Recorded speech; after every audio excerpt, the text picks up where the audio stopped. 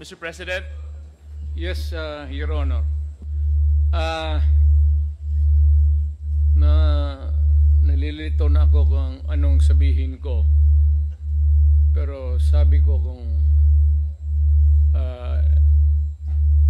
if I'm lying or if my statements are falsely stated, or if there is an iota of magbigti ako.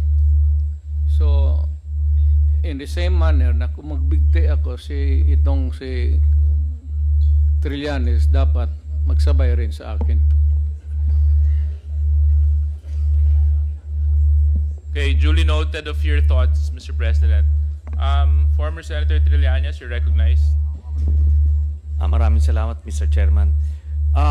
Ito pong dokumentong ito po yung naging basis ko nung plunder case na final ko kay Duterte noong 2016. At ito po ay inimbestigahan ng Ombudsman at ang Deputy Ombudsman Arthur Carandang, and I think the Quadcom can invite him. Siya ang nag-conduct ng investigation.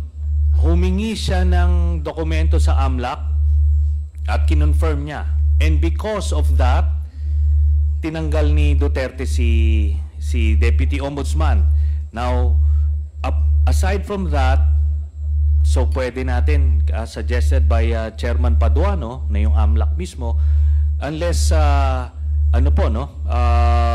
since hindi naman na siya incumbent, pwedeng ma-access yun with the waiver. Pero we've been there before. Nagsabi na yan siya na magbibigay siya ng waiver. Puro bluff yan, pero hindi. Kaya nga, mas maganda kung ma-draft na po natin yan ngayon para papirmahan niya yan dito, no? Para wala ng alibay. Pero ito po, I'll be presenting later on, Mr. Chairman, a video of his actual admission of these accounts. No? So, ito naman pong mga cheque na in-encash, in-extract lang namin from that long list. Mga managers' checks po yan, hindi nawawala sa system po yan. And later on, exempted sa impeachment cases, kaya pwede po lumabas yan, ipepresenta po yan. That's the smoking gun ng proceeds of the illegal drug trade ng Duterte crime family. Salamat po, Chair. Thank you very much, Sir, I have to respond to it. This guy President, is with all due respect, I'll have to follow the rules. Yeah. I will give you time later, Mr. President. I will give you time later. Just so that we can put to rest this issue of waivers, because it's been going back and forth. Will the former president be okay that if we draft the waiver now, that it be signed today instead of tomorrow? Will you be fine with that, Mr. President? Anong kapalit, sir? Hindi. Sampalin ko siya sa publiko. Hindi, wala naman. Ngayon na. Wala pong ganunan. Mr. Chairman. I'll give you, sasampalin ko sa Mr. Chairman. Session suspended. Session suspended.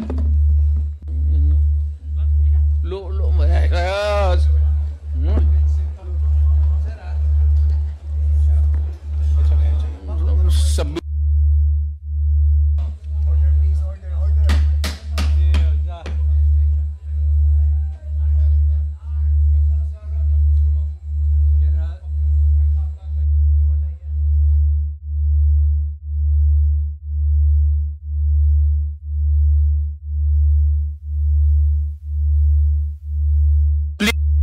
observe proper decorum.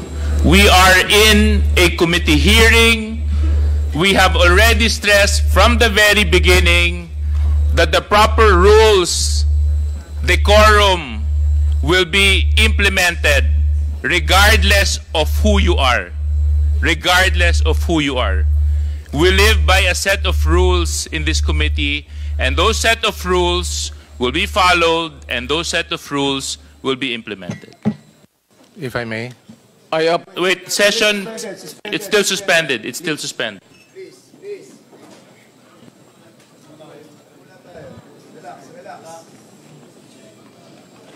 sorry ho.